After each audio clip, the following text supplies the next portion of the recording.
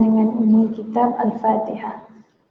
A'udzubillahi minasyaitonirrajim. Bismillahirrahmanirrahim. Alhamdulillahi rabbil alamin. Ar-Rahmanirrahim. Maliki yaumiddin. Iyyaka na'budu wa iyyaka nasta'in. Ihdinas siratal mustaqim. Siratal ladzina an'amta 'alaihim غير المغضوب عليهم ولا الضالين آمين. الحمد لله رب العالمين والصلاة والسلام على أشرف الأنبياء والمرسلين وعلى آله وصحبه أجمعين أما بعد. السلام عليكم ورحمة الله تعالى وبركاته.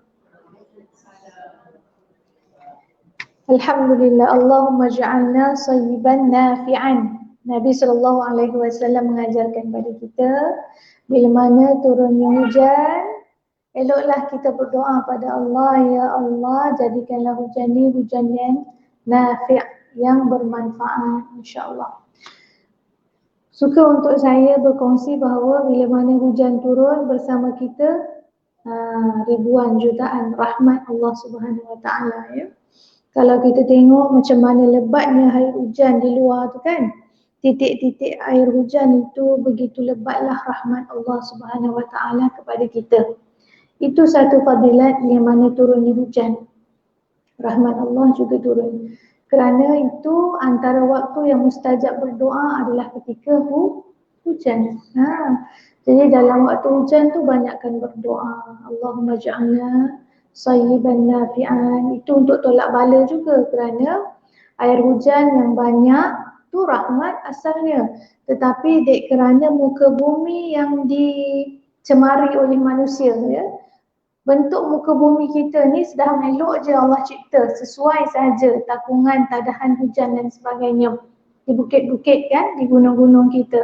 Tetapi bila mana bukit-bukit kita ditarah kan, jadi air hujan yang turun tu dia tidak dapat ditadah dengan baik oleh bukit, maka dia pun turun aja langsung ke bawah bukit, ke lembah bukit. Maka mereka manusia yang duduk di lembah-lembah tu akan ditimpa dengan arus yang sangat deras sehingga boleh menyebabkan banjir sebagainya.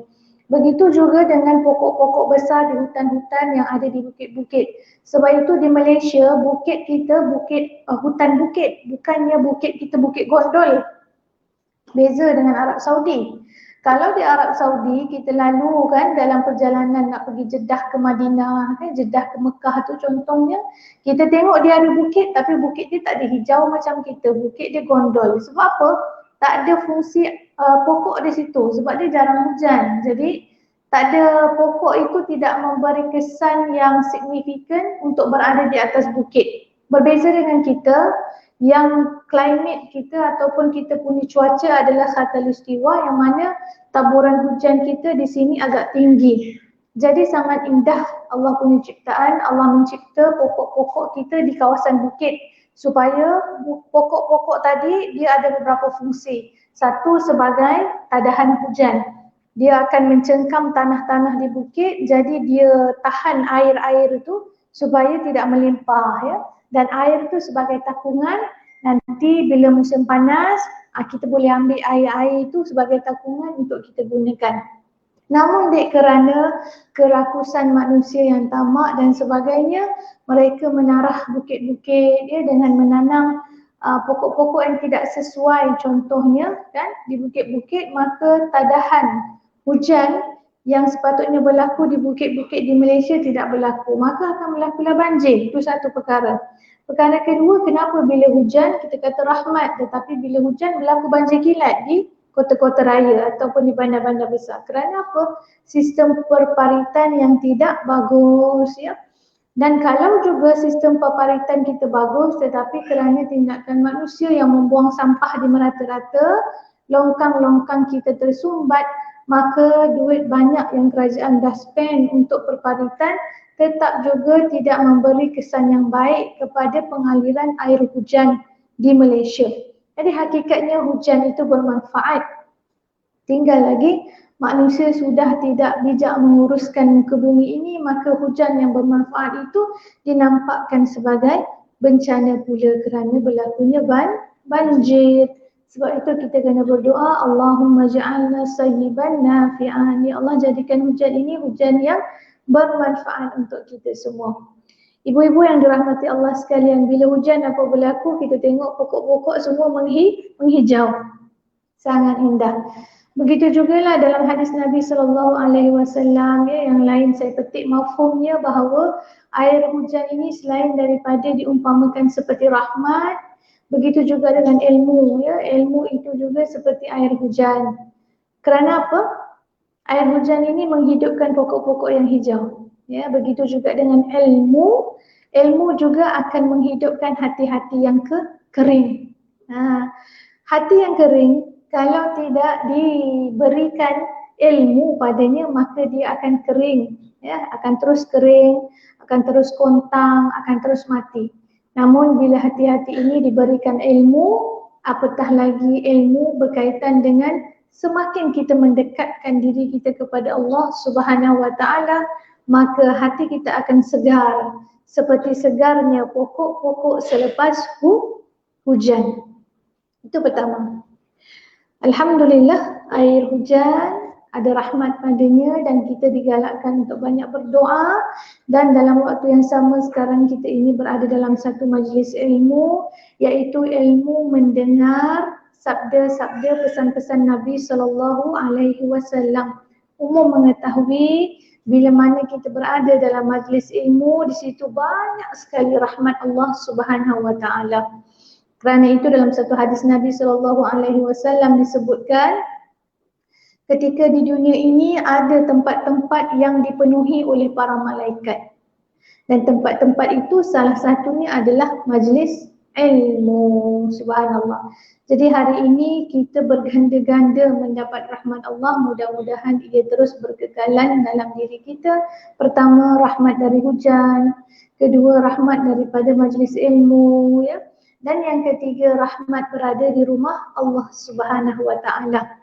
Surau ke masjid tetap dipanggil rumah Allah Subhanahu wa taala. Jadi sangat beruntung orang yang hari-hari dapat bertandang ke rumah Allah Subhanahu wa taala. Tiada rumah yang lebih istimewa, tiada istana singgasana yang lebih istimewa di muka bumi melainkan rumah Allah Subhanahu wa taala. Kadang-kadang kita terlupa itu. Kita hanya mengingatkan ataupun mengandaikan surau, masjid, tempat solat, tempat berjemaah ataupun tempat belajar dan kuliah. Tapi kita terlupa untuk menghayati bahawa masjid, surau ini adalah rumah Allah Subhanahu wa taala. Kalau kita dijemput untuk pergi ke istana pun, kita sudah rasa kan, rasa kembang tak tahu nak cakap lah, tak boleh nak cerita gembiranya dijemput ke istana. Tetapi kita lupa untuk menghadirkan rasa excitement kita. Kita terlupa untuk merasakan keterujaan kita bila mana hari-hari kita diundang bertandang ke rumah Allah Subhanahu wa taala. Ibu-ibu yang dirahmati Allah sekalian, just imagine, bayangkan, kalau di dunia hari-hari kita sudah bertandang ke rumah Allah Subhanahu wa taala, adakah logik nanti di hari kiamat Allah tidak memandang kita? Of course macam tak logik, kan? By logic kita boleh faham. Kalau hari-hari kita datang ke rumah Allah bukan sekali, kadang-kadang 3 kali, 5 kali sebagainya, mestilah di hari kiamat Allah akan kenal kita. Betul tak? Ya, Masya Allah, tabarakallah. Baik, kita terus hari ini pada wasiat yang kedua, wasiat Nabi SAW kepada kita semua sebagai wanita.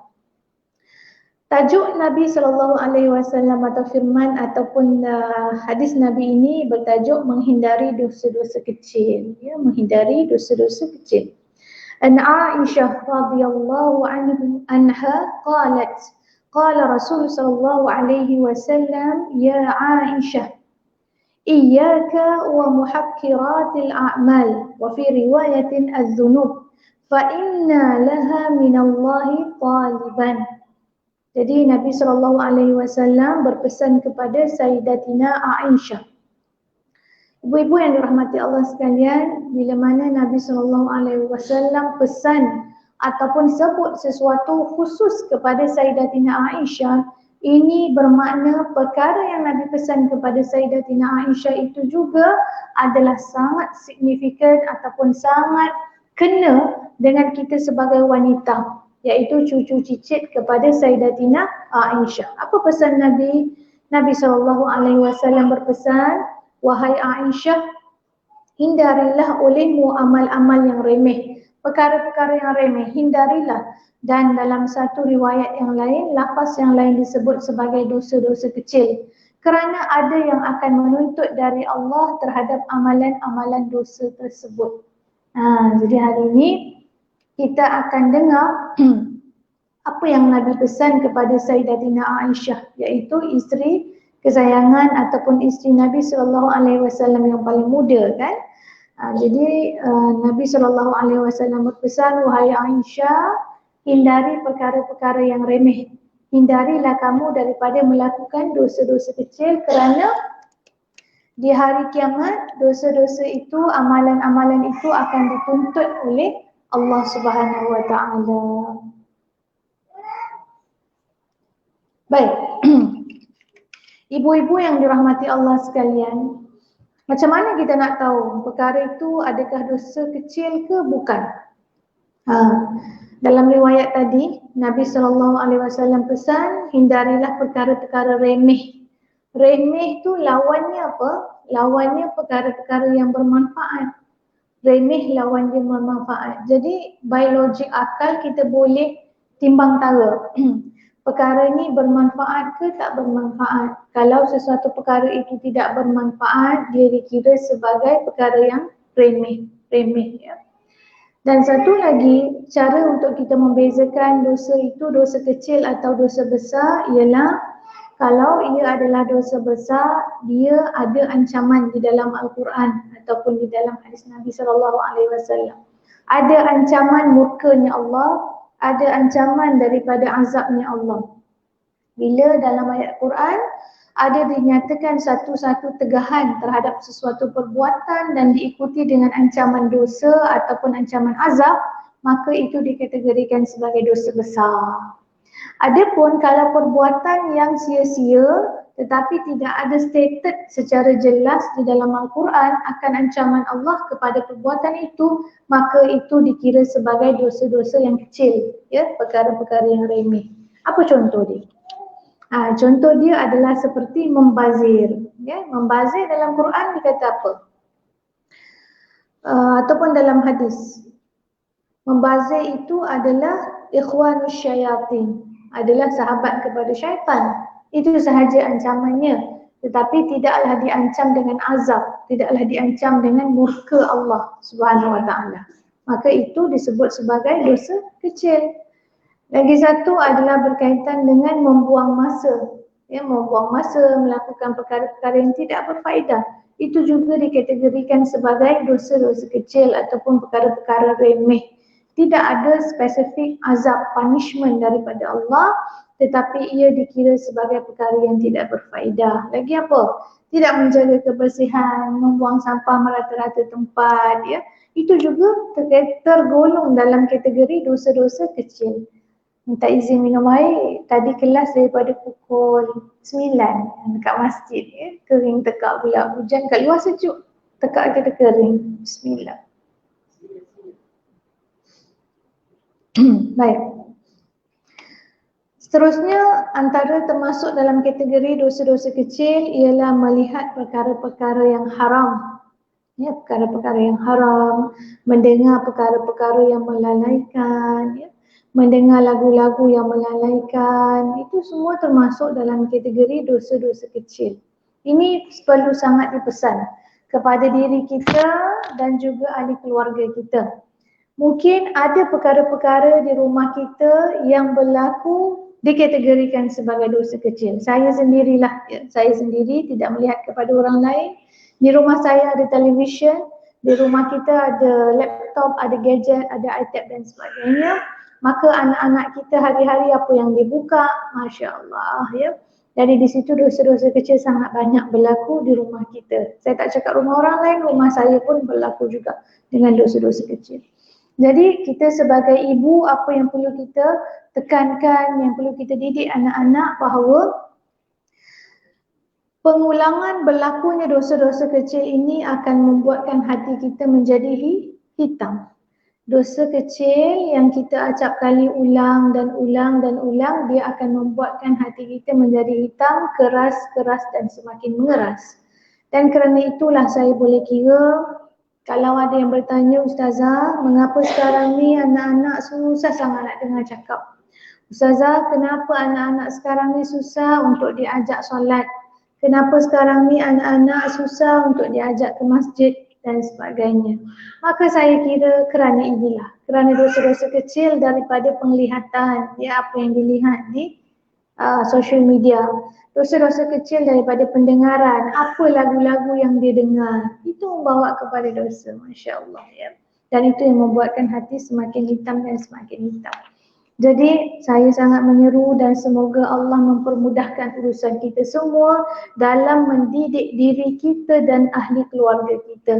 Orang perempuan tanggungjawabnya yang paling besar adalah di rumah, mendidik anak-anak, kan? Menegur suami, menegur anak-anak, menegur ahli keluarga supaya menjaga ruang lingkup dosa-dosa kecil ini. Nampak mudah, ya, tapi sukar sebenarnya, sangat sukar. Dan saya sendiri mungkin amat mudah untuk berceramah di luar, di sana sini. Tetapi bila kena pada anak-anak sendiri, nak cakap boleh cakap. Tetapi bila mana hati sudah keras, susah sekali untuk anak-anak mendengar kata-kata kita. Jadi sama-samalah kita mohon kekuatan, bimbingan daripada Allah. Kita membebel, kita menasihat sahaja tidak cukup, memerlukan Allah Subhanahu Wa Taala membuka, membimbing hati ahli keluarga, khususnya hati kita sendiri.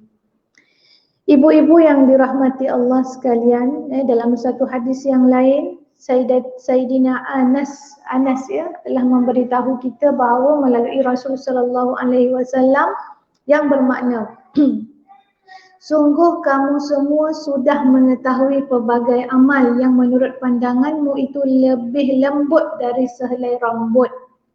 Apabila kami menyebutnya pada masa Nabi sallallahu alaihi wasallam adalah al-mubiqat, perbuatan derhaka. Jadi kita ni dalam hadis ni nak katanya ketika zaman Nabi sallallahu alaihi wasallam, Sayyidina Anas radhiyallahu anhu mengatakan bahawa di kalangan kita ni kita punya aktiviti harian ni ada perlakuan yang seolah-olah pada mata kasar kita dia adalah sangat lembut seperti sehelai rambut. Tetapi bila perkara itu diajukan, dirujuk kepada Nabi, Nabi kata itu adalah perbuatan yang derhaka. Jadi apa contohnya, ya? Kalau kita nak tahu di zaman kita ni apa agaknya, ya, perkara yang nampak pada mata kasar macam okey, kan? Tetapi hakikatnya dia adalah sesuatu perbuatan yang menderhaka, iaitu dosa-dosa kecil lah, menderhaka kepada Allah Subhanahu Wa Taala kerana kita meremehkan modal masa yang diberikan oleh Allah kepada kita. Mungkinlah saya boleh kata mendengar lagu-lagu, ya, menonton filem-filem, kan? Apa salahnya Ustazah? Menonton drama dan sebagainya, apa salahnya Ustazah? Contohnya, kan? Tetapi dia termasuk dalam kategori membazirkan modal masa yang diberikan oleh Allah Subhanahu Wa Taala kepada kita. Ibu-ibu yang dirahmati Allah sekalian, bercakap tentang masa, umur, ya. Masa ini adalah satu pemberian daripada Allah kepada kita sebagai manusia untuk dijadikan modal. Modal apa? Modal di kehidupan dunia ini untuk kita berbekal dengannya untuk kehidupan kita yang akan datang, sama ada di alam barzakh atau sehinggalah kita di padang mahsyar, sehingga kita masuk ke syurga Allah Subhanahu Wa Taala. Jadi masa, umur itu adalah modal, ya. Orang yang nak berniaga, adakah dia main-main dengan modal dia? Dia sangat preserve, dia sangat jaga modal dia. Dia sangat jaga supaya modal dia tak terusik. Kalau modal dia susut, macam mana dia nak rolling perniagaan dia? Itu orang yang mentality business minded. Kalau kita faham, ibu-ibu sekalian faham bahawa masa kita adalah modal, ya, modal kita, maka kita tidak akan mensia-siakan masa kita. walaupun seminit, walaupun 2 minit, kita takkan tergamak untuk melakukan perkara-perkara yang tidak bermanfaat, tidak ada pulangan, ya, bila kita faham masa itu adalah modal. Kerana itu suratul Asr, kalau kita baca wal asr, demi masa, Allah Subhanahu Wa Taala dalam banyak surah bersumpah dengan sesuatu perkara. Dan bila mana Allah Subhanahu Wa Taala bersumpah dengan sesuatu perkara, dengan sesuatu barang, benda, bermakna perkara itu very important untuk kita beri perhatian. Maka Allah Subhanahu Wa Taala dalam suratul Asr telah bersumpah dengan masa. Bermakna masa itu adalah sesuatu yang very significant dalam kehidupan kita. Tidak boleh kita sia-siakan. Innal insana lafi khusr. Sebaik sahaja Allah Subhanahu Wa Taala bersumpah dengan masa, Allah Subhanahu Wa Taala emphasize inna, sesungguhnya. So Allah memberi penegasan innal insan lafi khusr. Sesungguhnya setiap jiwa daripada kita termasuk saya dalam kerugian. Itu standard, kita semua dalam kerugian, kecuali.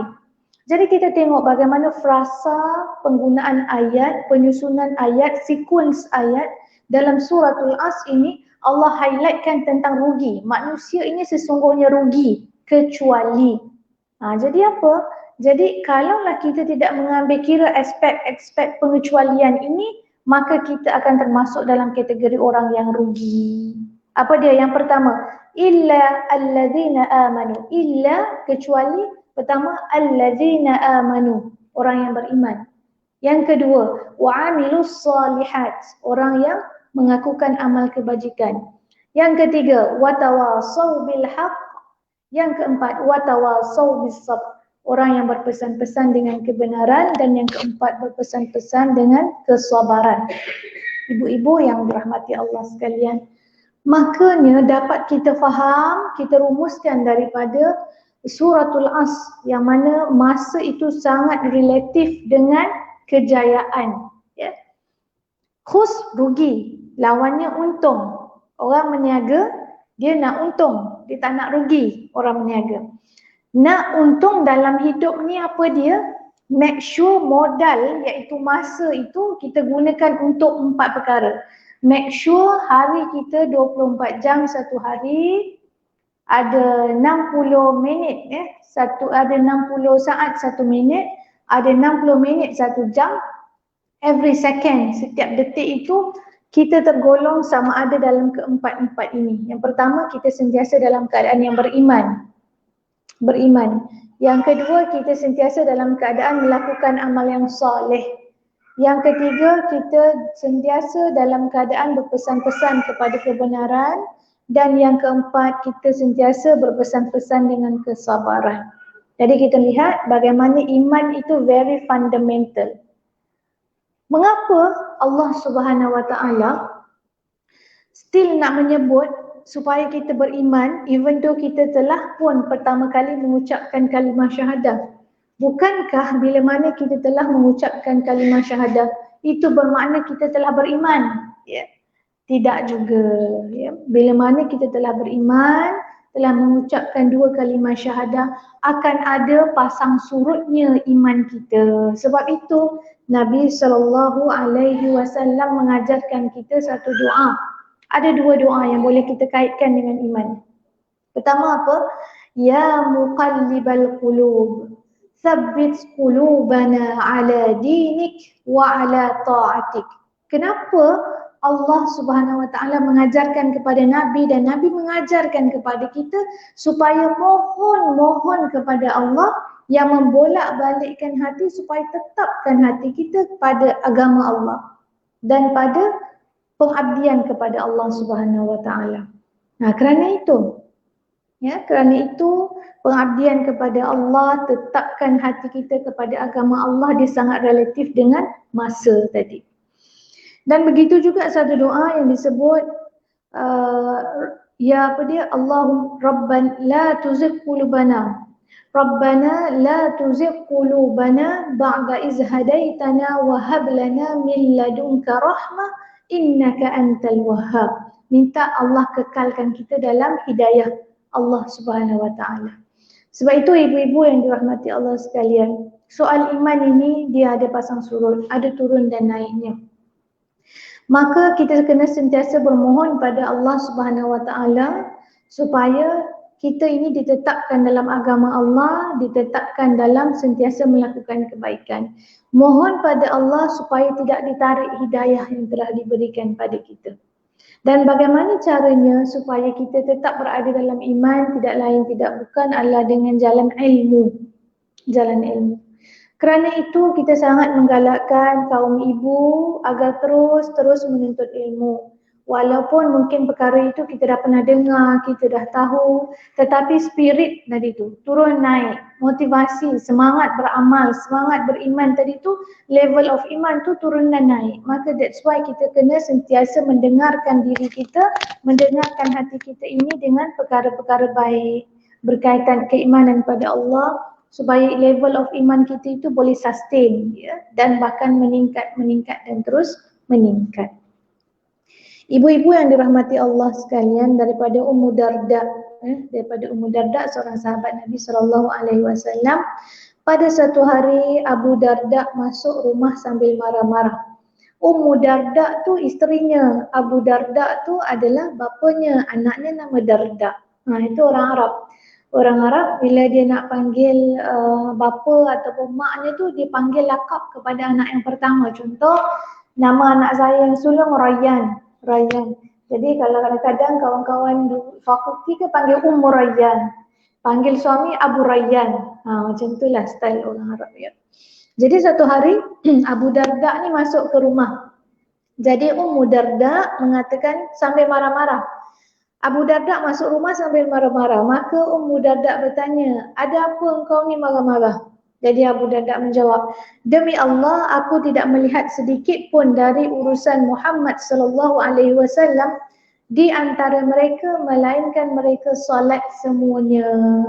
Jadi Abu Darda ni dia melihat satu keadaan ketika di zaman tu ada satu kumpulan orang yang melakukan perkara yang sia-sia ataupun membuang masa sia-sia. Jadi dia rasa frustrated, rasa marah, ya. Macam manalah korang ni boleh buat perkara yang sia-sia. Sedangkan di situ Nabi SAW tidak berhenti sentiasa melakukan kebajikan, melakukan kebaikan. Kau tak lihat kepada Nabi SAW, tak tengok ke contoh yang diteladani oleh Nabi SAW. Begitu tahap sahabat Nabi bila melihat sekumpulan manusia di zamannya itu tidak mencontohi Nabi SAW. Agak-agaknya kalau tahu tu pun Abu Darda dah marah. Kalau Abu Darda hidup di zaman kita, melihat apalah kerja yang kita buat, kan, remaja-remaja kita, mungkin kita sendiri, kan, leka, ya, tengok TV banyak sangat dan sebagainya. Bagaimanakah marahnya sahabat-sahabat kerana kita memperlekehkan apa yang diteladani oleh Nabi SAW. Ibu-ibu yang dirahmati Allah sekalian, ketika dulu ada seorang zahid ataupun seorang yang zuhud, ya, bernama Bilal ibn Sa'ad. Beliau menyatakan, janganlah engkau melihat pada kecilnya kesalahan, tetapi lihatlah siapa yang engkau derhakai. Ini dia, ya. Alah, dengar lagu je pun, alah, tengok cerita Korea je pun contoh, kan. Bukan isu perkara tu kecil ke, kan, alah tu kecil. Tetapi isunya adalah kita melanggar apa yang Nabi SAW cegah. Nabi cegah daripada kita melakukan perkara yang remeh. Itu isunya. Tidak kira lah. Perkara yang kita buat tu, kita rasa tak ada apa, salah pun. Tetapi sebab kita menyalahi perintah Allah dan Rasul, di situlah isunya. Jadi ibu-ibu yang dirahmati Allah, ini satu perkara yang serius.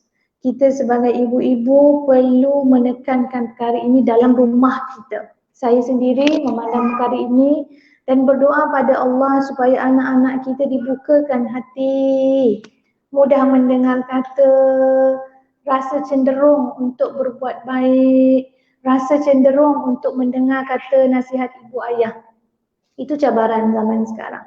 Alhamdulillah ibu ayah dah banyak kesedaran. Tetapi cabarannya pada mendidik anak-anak, ya. Apatah lagi dengan dunia teknologi, 2 tahun kita PKP, bukan sahaja musibah menimpa penyakit, bahkan musibah dalam menimpa sistem pendidikan kita.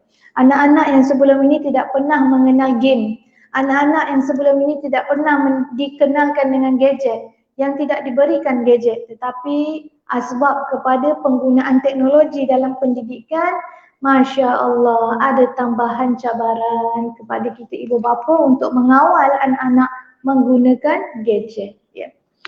Itulah dia akhir zaman, cabaran akhir zaman semakin kuat. Ibu-ibu yang dirahmati Allah sekalian, Abu Ja'far As-Sahih Al-Sahih rahimahullah, Abu Ja'far kesimpulannya berkata, ada khabar yang sampai kepada kami bahawa seorang wanita ahli ibadah yang sungguh rajin melaksanakan solat-solat sunat berkata kepada suaminya, celakalah engkau, bangunlah. Sampai bila engkau tidur sahaja? Sampai bila engkau selalu dalam keadaan lalai? Aku akan bersumpah demi engkau, janganlah mencari penghidupan kecuali dengan cara halal. Aku akan bersumpah demi engkau, janganlah masuk neraka hanya kerana diriku. Cubalah berbuat baik kepada ibumu, sambunglah tali persaudaraanmu, janganlah memutuskan mereka sehingga Allah memutuskan dirimu. Jadi di sini satu contoh Abu Ja'far menceritakan kepada kita bagaimana di zaman Nabi SAW ini telah ditunjukkan kepada kita satu contoh teladan oleh seorang perempuan. Bagaimana perempuan ini di dalam rumah, dia berperanan menegur isterinya. Dia berperanan menegur ahli keluarganya supaya melakukan kebaikan. Jadi, kalaulah kita komplain kan sekarang ni, boleh ke Ustazah orang perempuan marah-marah isteri dia sebab isteri dia malas. Contohnya, isteri dia tak pergi surau Ustazah, boleh ke marah-marah? Ini Ustazah nak sebutlah ni, berlaku di zaman Nabi SAW. Ya? Dan itu tidak salah, kerana kita, tapi kena tengoklah uslub perkataan yang kita guna kan, janganlah sampai kita menghina dia dan sebagainya. Tetapi maksudnya orang perempuan tanggungjawabnya besar. Kita sebagai ummu, Rabbul Bait, ummu tu ibu. Di rumah perempuan ini adalah yang mentadbir, yang menguruskan rumah tangga, termasuk dalam aspek pendidikan. Maka tidak salah jika seorang isteri menegur suami untuk hal-hal kebaikan, ya, tidak menjadi satu kesalahan.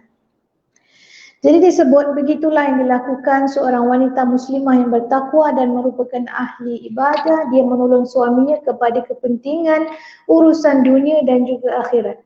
Jadi kaum ibu ni, kita bukan saja membantu suami pada kehidupan dunia, mencari nafkah. Ya. Ada ibu-ibu yang keluar bekerja, niatnya kerana ingin membantu suami. Kos hidup sekarang ni sangat tinggi. Kalau seorang saja bekerja tak cukup, Ustazah nak bayar sewa rumah, sewa kereta, bayar sekolah anak tak cukup. Jadi saya terpaksa minta izin suami untuk bekerja. Fine, itu dibenarkan di dalam Islam. Dan satu lagi yang Allah Subhanahu Wa Taala minta, orang perempuan ni bukan sekadar membantu suami untuk urusan kehidupan dunia, begitu juga akhirat. Kalau kita dapat suami yang mungkin penghayatan agamanya belum lagi at par sama dengan kita, contohnya, maka isteri sangatlah digalakkan, diminta untuk mengajak suami supaya sama-sama dengan kita menuju kepada jalan akhirat. Tugas isteri. Jadi isteri ni bukan calang-calang orang sebenarnya. Orang perempuan ni bukannya remeh dia. Orang perempuan ni ada peranan yang besar dalam institusi kekeluargaan. Bukan sahaja kepada anak-anak, bahkan kepada suami juga ada peranan wanita untuk menasihatkan suaminya itu. Ya. Namun demikian, hakikatnya peranan membimbing itu jatuh kepada bahu suami.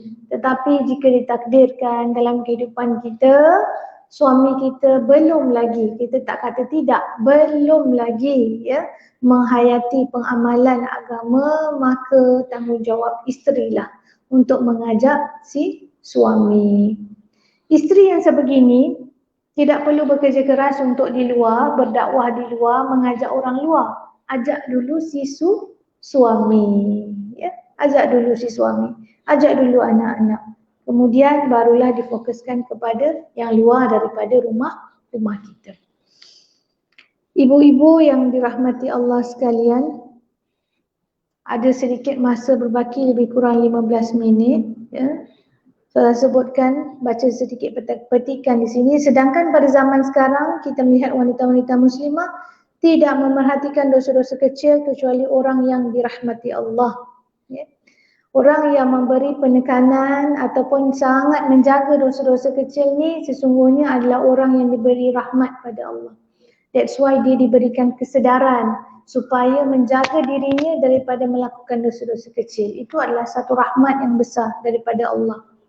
Bahkan akhirnya mereka berani mengerjakan dosa besar secara terang-terang pada siang hari.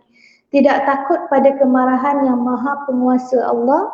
Tadinya mereka meremehkan dosa, dia tidak sedar bahawa apabila seseorang sudah meremehkan suatu dosa, maka Allah akan memperbesarkan dosa itu sehingga tidak cukup sampai di situ saja, sampai akhirnya dia terjerumus ke dalam dosa besar. Padahal awal bermulanya adalah dari dosa kecil. Ini sangat penting. Dosa kecil jangan kita remehkan. Maksudnya jangan kita pandang, tak apalah dosa kecil je, bukan besar pun.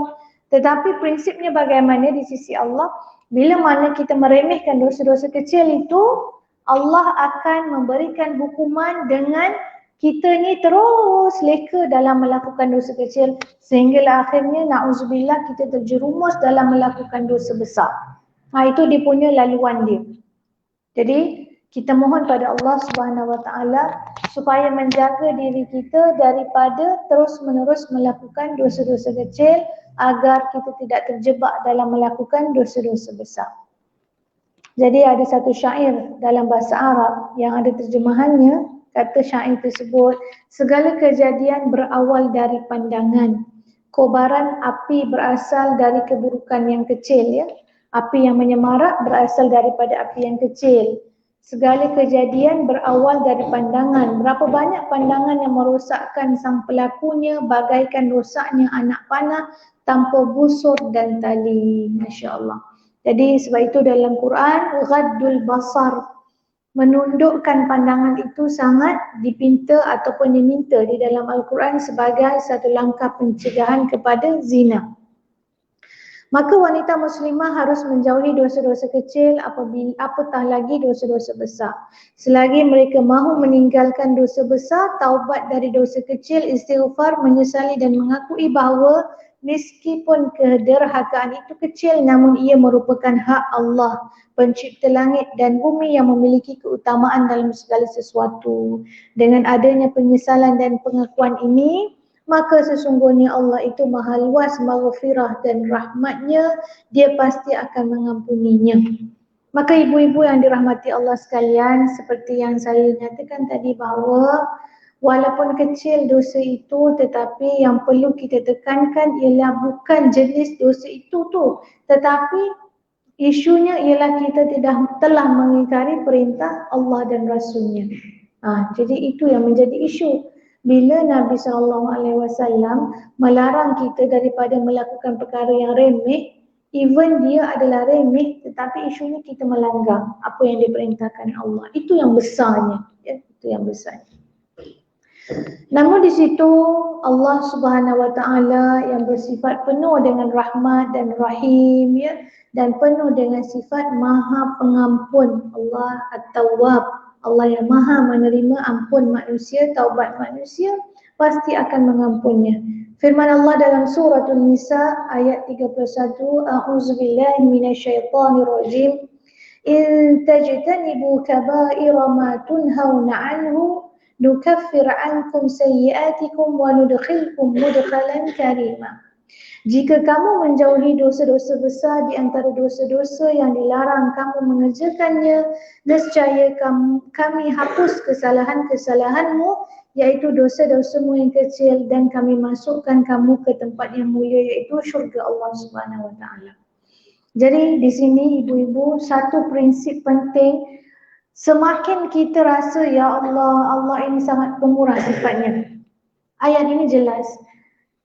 Kalau kita menghindari dosa besar itu pun, dengan cara itu Allah akan memadamkan dosa-dosa kecil kita. Dengan cara kita menghindari pun sahaja dosa besar, Allah akan menghindari dosa-dosa, Allah akan mengampunkan dosa-dosa kecil kita. Apatah lagi kalau kita sering beristighfar kepada Allah, maka lebih lagi lah Allah mengampunkan dosa-dosa kecil kita. Jadi nampak tak betapa Allah itu bersifat maha pemurah, maha penyayang. Kalaupun kita tidak banyak melakukan kebajikan, kalaupun kita kurang bertaubat, tapi kita cukup menjaga diri kita daripada melakukan dosa besar, dengan cara itu pun Allah mengampunkan dosa-dosa kecil kita. Masya Allah, subhanallah. Betapa besarnya rahmat dan maghfirah Allah subhanahu wa ta'ala kepada kita. Ibu-ibu yang dirahmati Allah sekalian, bila mana mengenangkan betapa Allah ini sangat luas rahmatnya kepada kita, maka saya kira sangat rasa bersalahlah kita ini. Sangat rasa tak patutlah sekiranya kita ini tidak memohon keampunan kepada Allah. Ya, sangat-sangat tidak patut. Kerana rahmat Allah itu luas, maghfirah Allah itu luas. Dan lagi satu firman Allah dalam surat Asy-Syura ayat 37, "Walladzina yajtanibuna kaba'iral itsmi wal fawahish wa idza ma ghadibu hum yaghfirun." Dan bagi orang-orang yang menjauhi dosa-dosa besar dan perbuatan-perbuatan keji, dan apabila mereka marah mereka memberi maaf, iaitu Allah Subhanahu wa taala memaafkan kita semua. Jadi ibu-ibu yang dirahmati Allah, tak ada dosa selagi kita hidup, kita bertaubat kepada Allah yang tidak akan diampunkan. Tidak ada dosa yang tidak akan diampunkan oleh Allah selagi mana kita mohon taubat tersebut ketika kita hidup. Jadi ibu-ibu yang dirahmati Allah, marilah sama-sama ya kita mengenang balik apakah dosa-dosa yang pernah kita lakukan. Baik dosa kecil maupun dosa besar, bersegeralah kita dalam memohon keampunan, bertaubat kepada Allah Subhanahu wa taala. Apa kaedahnya? Kalau dosa-dosa kecil memadai kita menyebut astaghfirullahalazim. Astaghfirullahalazim. Ya Allah, dengan penuh penyesalan aku memohon diampunkan dosamu ya Allah. Dia dosaku ya Allah, ya. Itu kalau dosa-dosa kecil. Kerana itu dalam hadis Nabi SAW dikongsikan kepada kita, amalan yang dilakukan oleh Nabi tidak kurang, paling kurang 70 kali. Nabi SAW memohon keampunan kepada Allah Subhanahu wa taala. Kalau Nabi seorang yang maksum juga memohon keampunan pada Allah, apatah lagi kita. Saya pernah diajukan soalan, kalau Nabi SAW sudah maksum, mengapa Nabi mohon ampun? Untuk menunjukkan contoh, Nabi SAW adalah qudwah hasanah kepada kita semua. Makna kata apa yang Nabi buat itu adalah satu tontonan ataupun satu teladan yang untuk ditunjukkan kepada kita sebagai umatnya. Itu adalah jawapan mengapa Nabi tetap beristighfar walaupun Nabi tidak melakukan dosa. Walaupun Nabi disebut sebagai yang maksum, bebas daripada dosa. Adalah untuk teladan kepada kita hamba-hambanya. Umat Nabi SAW. Ya. Ibu-ibu yang dirahmati Allah sekalian, disebut di dalam kitab ini, kami tidak dapat mengatakan kecuali bahawa Allah itu sangat besar maghfirahnya. Banyak ayat-ayat yang menyebut maghfirah Allah itu sangat luas, ya. Jadi janganlah kita rasa ada ragu-ragu, ya Allah terima ke tidak, ya. Allah terima ke tidak taubatku ini, ya. Mungkin zaman jahiliyah kita dulu, zaman muda kita dulu, kita tak tutup aurat, solatnya tak cukup, puasanya tak cukup, dulu masa muda-muda selalu marah-marah suami, selalu herdik-herdik suami dan sebagainya. Maka mohonlah ampun kepada Allah Subhanahu wa taala dengan penuh keyakinan bahawa Allah itu maghfirahnya sangat luas, sangat luas. Para sahabat Nabi SAW juga mengira seperti yang engkau kira. Apa dia? Lalu beliau hendak menjelaskan kepada mereka bahayanya masalah ini dan besarnya urusan ini, maka beliau berkata seperti yang diriwayatkan As-Salh bin Sa'ad radhiyallahu anhu bahawa beliau berkata, jauhilah oleh kamu semua akan dosa-dosa kecil kerana perumpamaan dosa-dosa kecil itu laksana sekumpulan orang yang singgah di tengah lembah. Yang ini datang sambil membawa dahan dan yang ini datang sambil membawa dahan. Yang ini datang juga sambil membawa dahan lalu mereka memasak rotinya. Sesungguhnya dosa-dosa kecil itu perbuatan derhaka. Jadi nak kata apa? Dosa-dosa kecil sekiranya dikumpulkan,